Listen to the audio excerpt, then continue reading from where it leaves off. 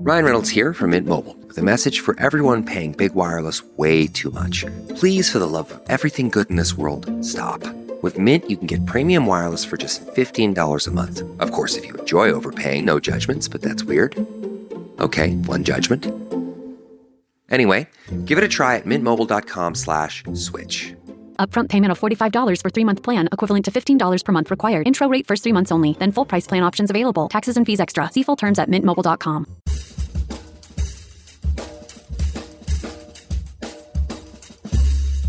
I mean, no one plans to get sick, and yet, here we are. My name is Matthew Zachary. I survived cancer, a stroke, and COVID-19, and somehow I'm still here. I also survived our stupid, broken healthcare system, and I want to help you survive it too. So let's go make healthcare suck less together. Because you know what? We're all out of patience. Hey, that's the name of the show. Hello, friends. Welcome back to the show. A quick reminder before we get started, if you like the show, I hope you do, and you're on Apple Podcasts, please leave me a rating, a review, a star, just a star. That's all I ask for. Are there stars? I think they're stars. Anyway, today on the show, I welcome an extraordinary young woman. Grace Wethor is a living, breathing unicorn of talent and intelligence. Guitarist, pianist, trapeze artist, figure skater, model, author, TED speaker, and a 6-year survivor of an inoperable brainstem glioma that she was diagnosed with at 13 years old in 2015. Grace is the author of You're So Lucky and a new docuseries called You're So Lucky, the Next Chapter on YouTube. She joins me now to talk about her story and what it's like to have your whole life interrupted at such a young age. We also compare notes against her experiences in the 2010s versus my eerily similar experiences in the 1990s. Spoiler alert, we've come pretty far, but we've got a long way to go. Enjoy the show.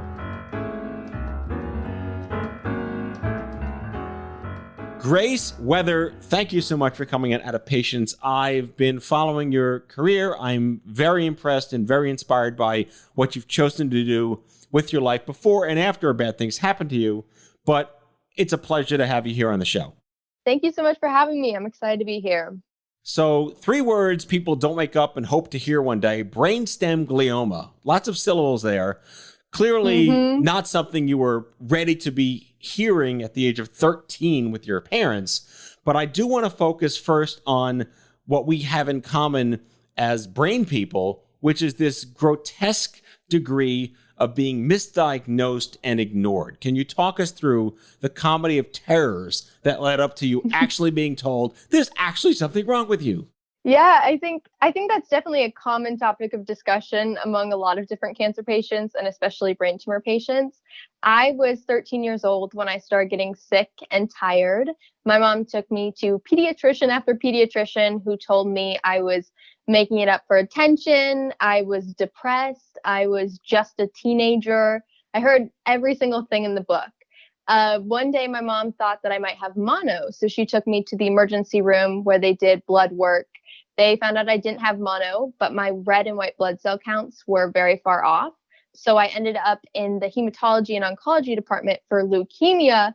They found out there I did not have leukemia, but I would spend 6 months as a patient there trying to figure out why I had these really weird blood markers, which all led up to January 9th of 2015, when after about a year of going to doctors, I was finally diagnosed with a brainstem glioma. So it was definitely a long fight even to just get that MRI, even though I complained of headaches all of the time. And unfortunately, this is not an uncommon topic that I hear from a lot of my friends who also have similar backgrounds and stories. My brain cancer surgery was supposed to be on January 9th, 1996. Really? Yeah, it was the 10th because there was a giant blizzard that destroyed the planet. So second day, but you said January 9th, and that is a very resonant date in my history. So let's talk more about so you have leukemia, and that was still a misdiagnosis. Did that just scare the shit out of you? I mean, no one knows what leukemia doesn't mean cancer. I mean, it does, but it doesn't sound evil. Yeah. I mean, my whole family, we didn't know how to really react. I wasn't a sick kid growing up. So it was really the first time I had ever been in the hospital. So I always say that that whole experience, I think, was a lot scarier than the final diagnosis of a brain tumor. To be honest, when we finally got that diagnosis of a brain tumor, we were actually pretty happy at that point because it was a reason for all of this, suffering that we had gone through over the past year. It was like, thank God we finally know what's wrong. So yeah, I would definitely say that original trip to the hematology, the blood cancer department, was probably a lot worse than January 9th. I mean, I had the same experience. Like, it's astonishing. Like, here you were treated like 20 years after I was treated, and we had virtually the same experience. They finally were able to look inside my brain with an MRI, which back then was like, ooh, MRI. We're like, we had no fancy space tech, right? And there's a mass in your brain. And I said, thank God, it's something. Yeah. You had the same feeling. Yep. It was a reason, because I think a lot of I had been getting told for so long that I need to go on antidepressants and that I was just being moody. And I was like, no, you don't understand. There is something happening, but I just can't express to you what it is because I'm not a doctor and I don't know medical terms. I'm very lucky that I know myself and that industry a lot better now that I've been a patient for 6 years. But it took my mom literally like yelling at these doctors being like, no, there's something wrong with my child. This is not her.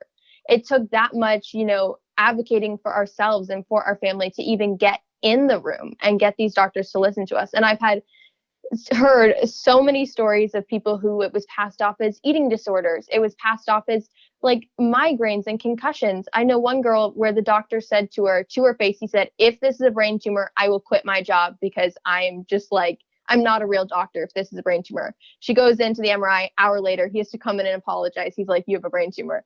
So it's definitely an ongoing struggle to be a patient and not really know exactly how to navigate the medical field. But yeah, that diagnosis was, it was almost like an ending point for our family of that medical journey. Did you have t-shirts printed that said, yes, it was all in my head? We did not, but that would have been a fun idea. My goodness. Yeah, so you were 13. I assume that's middle school where you grew up. 7th grade. So I would imagine getting diagnosed with a brain tumor in 7th grade in 2015 would hopefully be different from a stigma perspective than getting diagnosed in 7th grade in the 1990s. How did your class react? Or was this something that was still kind of hush or what's wrong with Grace? I think I had a lot of different experiences. It's definitely not like the movies. I felt a little ripped off. I was like, come on, where's my perfect story? But I found when I was diagnosed at first, there was definitely an outpour of love and support, as you would hope that there is for your family. But I found as I started going more and more into my journey, I actually ended up receiving a lot of backlash, which was not something that I was expecting as a 13-year-old who was already pretty self-conscious. And I started getting bullied online and on Instagram and ended up having to shut down my social media accounts because of the comments and the messages I was getting from my old classmates and from people that I didn't even know, saying the craziest of things, like, I hope you die. I hope the brain tumor kills you. Just the most insane things. So I always say along with the brain tumor fight was this whole other aspect of having to reevaluate my life and this new, things that came with being a brain tumor patient. And I've heard from a lot of kids whenever I talk to them, patients of all different ages, they always say that they lose their friends, which is not something that you expect is going to happen. I definitely didn't think I was going to lose most of my friends through this experience, but everyone, handles it in their own way. And unfortunately, I had to find who my true friends were and just, go to the people that I knew I could have that would have my back and support me through everything. So it's definitely a process, and I'm still learning to this day. I want to get back to social media in a moment, but I do want to focus on the fact that you are a relatively, I'm going to say abnormal in the best sense, fearless child. Thanks. And people can go online and find all about how you joined the circus at 9 years old. Yeah. You were a fearless young woman, and then you're confronted with mortality.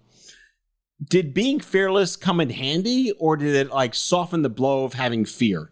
Do you remember?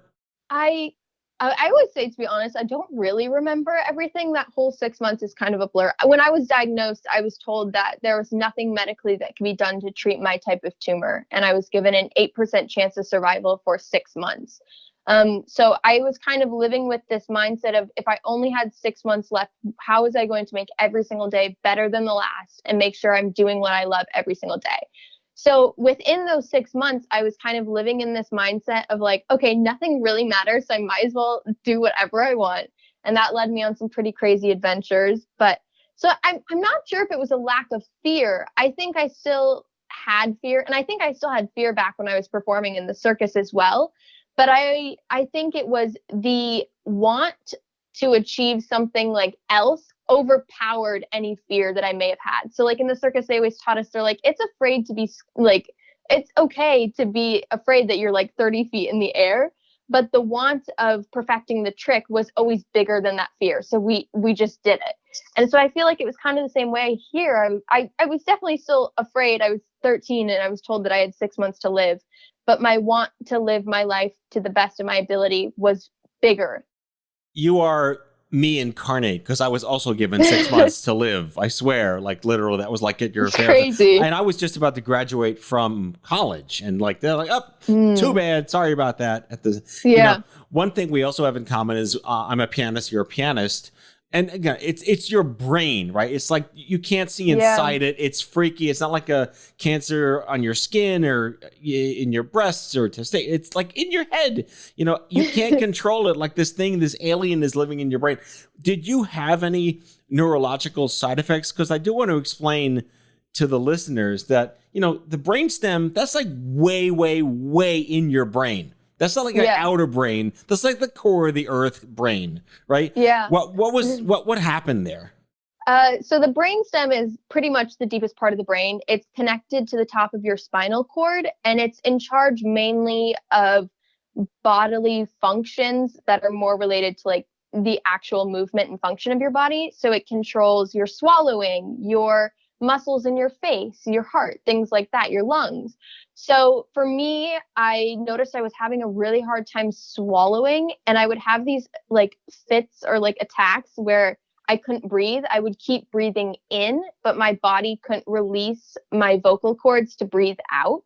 And that was something that I really noticed in the beginning, and we didn't realize until after I was diagnosed that that was the reasoning for that. So it's not necessarily neurological issues that come along with brainstem gliomas, more like body functions. Like the one side of my face droops a little more than the other side when my inflammation's really high. But I definitely contribute, piano and guitar and those tasks that strengthen your brain to being at where I am neurologically. So just kind of have to balance it out they always say it's like physical therapy for your head. No, agreed. My tumor was in my cerebellum. We're giving everybody like a brain biology lesson on this interview today. So the cerebellum is the structure below the brain. It's technically part of the brain, but it abuts the brain stem. So mine was in the cerebellum. Yours was in the brain stem. Those are parts of your brain that control things, as you pointed out, that you have no control over, like breathing and your endocrine system. And there's no thoughts there. And they're going in with all these, spoons and knives and whatever to cut these things out. So they go in your head with all these, spoons and knives usually. You didn't have surgery. What was your protocol? Yeah, so I was sat down the day I was diagnosed, and I was told that my tumor was inoperable, which already made it very difficult to treat. And then on top of that, chemotherapy and radiation would also have a very, very small percentage of working because it was inside the blood-brain barrier. So I was told that day that there was nothing in traditional medicine that could help me at that time, and was sent home with no next steps, which for my family was probably the worst part of the whole experience. Is usually like when you expect to be diagnosed with any form of illness and be given some next step or some answer. And I was sent home with drink Gatorade when you pass out or have seizures, because I was having those multiple times a day at that point. So I was sent home and was put on a wait and watch protocol. So I actually say it's really weird. how I was saying earlier, the diagnosis was kind of the end of my medical journey. That was the day I went home, and I would only come back for checkups. So I was put on wait and watch, and I still get MRIs every 3 to 6 months now. But they're starting to develop more and more trials and treatments that are hopefully going to work on these types of tumors in the future. So that's something that we'll probably look into within the next couple of years, things like CAR-T, ONC201. But I've not had any traditional treatment, just treatments to treat the symptoms that are from the tumor at this time. You just use a lot of sciencey jargon that I understand. Yeah. But so I'll allow you to Wikipedia yourself. By the way, you have a Wikipedia page. But what is CAR-T cell? You said a lot of cellular genetic stuff there. Explain to the listeners. Yeah. So basically, unfortunately, tumors in the brainstem have not the best percentages, especially in pediatrics. So my tumor is, they haven't biopsied it, but it's most relatable to a tumor called DIPG. And these type of tumors usually have a less than 1% survival rate for 5 years. And I've been lucky enough to get to know a lot of kids who are currently fighting this when we were in Washington, D.C., fighting on Capitol Hill for DIPG awareness. And basically, a lot of these kids who are further along in their cancer journey, they've been going to treatments all over the country. I think like Stanford's the main one right now. But CAR-T cells are cells that do go into the blood-brain barrier, and they're seeing success on brainstem gliomas with this, new therapy that will hopefully be able to help these type of tumors, as well as ONC201, which is a new drug that is also going into the blood-brain barrier. So these type of tumors, the treatment for them has not improved significantly since Neil Armstrong's daughter, Karen, died of this in like the 60s, and she died of the same type of tumor. So our hope is that we'll start to see some real advancements in these brainstem tumors and start getting some, traditional medical treatment for them to help these kids.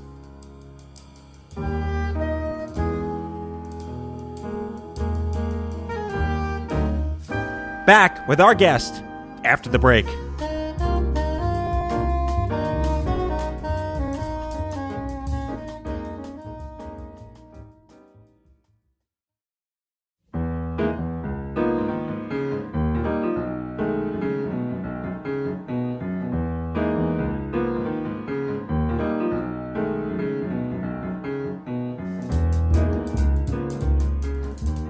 All right, Grace, picking up where we left off, it's clear you've had an edification of science that you possibly didn't expect to have, and you do speak quite eloquently.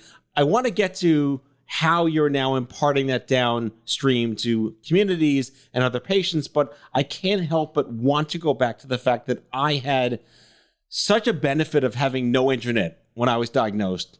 We had like AOL CDs. That was all we had in the 1990s. But here you are telling me this tragic story of friends hating on you. And, I lost friends in the old school way. They just stopped talking to me, right? The house phone stopped ringing. That's all we had. But you're living in an age now, 2015, all these years later, you are the internet generation that had this situation. Help me understand how the internet helped and hurt, because you're going to have this spectrum of support or not support. And I'm terrified by it, but encouraged by it.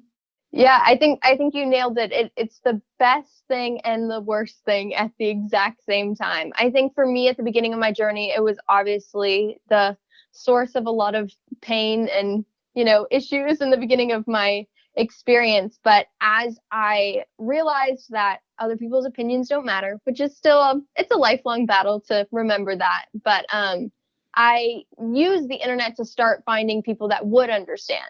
I was like, okay, I need to make friends that, it was hard. You're 13, your friends want to go out, they want to, hang out. And when you are fighting something like this, there's headaches, there's seizures. Sometimes you're just tired and you don't want to talk to anyone.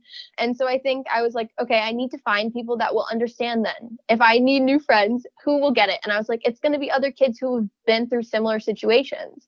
So I turned to the internet, and I think when I started this, I literally just searched like #brain tumor. It was that simple. And through that, day-long search of finding new people, we started to build a community all over the world of people that truly understand what we're going through. And that's why I love, people like that do things that you do to help foster that community. Because if you look in the wrong place, the internet can be a very difficult thing. I'm also in a career in entertainment that brings its own, things on the internet as well. And so I think just making sure that we can use social media for good and to connect with people that we have a lot in common with. I think it's hard, but it's definitely an amazing, amazing tool if it's used correctly. Right. With great power comes great responsibility. Good old Spider-Man coming right at you. So I was involved indirectly and sort of directly with the movie 50/50, which came out in 2012 before you were diagnosed. And I love that you commented before earlier on the show that, hey, this isn't what it looks like on film and television. That's pretty cancer, right? And that's pretty tumors. That's pretty things that are going through. To the extent that, most people don't have Anna Kendrick as their social worker, which, Joseph Gordon-Levitt's character did in 50/50. What was your care team like as far as over the last 6 years? You say you keep going in. Your parents, I'm sure, are endlessly supportive and probably endlessly freaking out, as my parents were and probably still are 25 years later. Where are you getting your key support from? Because you mentioned, you lost some friends. The flour sifts to get a little finer grain. What's your ecosystem like these days? Yeah, I always say that the number one reason I'm ever okay is my mom. It's just me and her. She's a single mom. She's absolutely incredible. She has, from the beginning, been very supportive on the mental side of this journey, which was really important for me. She's a lawyer by day and a yoga teacher by night, which is just like the best combo. Very strange, but having her be on, so left-brained and right-brained at the same time. I remember when I first got sick, she was the one who sat me down and was like, okay, well, we have no control over the fact that this happened to us, but we're going to play the cards that we've been dealt. And so to have her kind of as like my conscience outside of myself has been absolutely wonderful. She's still like my full-time life manager. But I think for me, I always say that my career and my art was like a person in my support system. That sounds really strange, but it was something outside myself that I could focus my time on that didn't put me into a sick mentality. For me, that was something that was really big as someone who, most of the times woke up and just felt gross and tired and sick all the time. Making sure that I had something that got me out of bed was like number one. And for me, that was my art and it was my career. And I moved to LA shortly after I was diagnosed and started pursuing those things to the fullest of my ability. And so I always say it was like my mom, me, and my career. And that's what got me through those really dark 6 months. And now I'm able to have more friends and hang out and do normal things as well. So I want to talk about the advanced maturity that I see a lot in all of my advocacy work, myself included. When you're diagnosed with anything traumatic to that extent, cancer, tumors, rare disease at a younger age, you tend to accelerate in growth mentally more quickly than your friends and your peers. And, here you are, I think you're turning 20 this year, correct? Yeah, in September. That's extraordinary. So happy advanced birthday. Thanks. But talk about how that advanced maturity accelerated the way that you were able to kind of henpeck what your peer-to-peer would look like and who fell off the wayside. Yeah, I think 100% all the people that I've met who have been through this do have just like, I always say it's a different perspective of the world. All those things that we think are so important, like for me, it was like a math test or who was fighting with who or like what outfit am I wearing for? Like it was all these things that I woke up that day and I was like, okay, none of that really matters. And I think having the mentality makes it really hard to connect with your peers. And especially you see a lot of things that most young people should never and will never see. So that maturity comes along with that responsibility, I think, as well. I've always kind of had a hard time connecting to peers my age. That's just kind of always how it's been. Even before this diagnosis, I was a very weird kid pursuing hobbies that no one else wanted to pursue. But I think for me, that maturity, it really supported me through what I started doing in my career and after, this period of those 6 months, because it allowed me to have that different perspective on life and do things that I felt would actually help others, not just myself, which I think is a really weird way for like a 13-year-old to think, even looking back at it now. But I found that I started slowly making friends who understood what I was going through and would support me when I was sick. I think that was the biggest thing. Like having people who understood like a text that was like, hey, I don't think I can do this today. I have a headache. And them receiving that well, you think most people would, but that's not always the case, especially with teenagers. So I started making friends again, and I realized that most of them had that moment, that aha moment for themselves as well. It was a total accident, but like my best friends, one has cystic fibrosis, one has gastroparesis, and it can be anything from like a divorce to a family death to an accident, like anything. But I find that these kids have this switched perspective that I find that I also have. And so that's kind of how I'm able to live my life and have this support system of people who truly get it, is because they've had that moment for themselves as well. I've heard that referred to as an advanced degree in shit happens. Yeah, exactly. So I want to focus on your art. That's your anchor. That's my anchor. I really relate to how you're sticking to your creative process in the wake of having gone through all this traumatic experiences.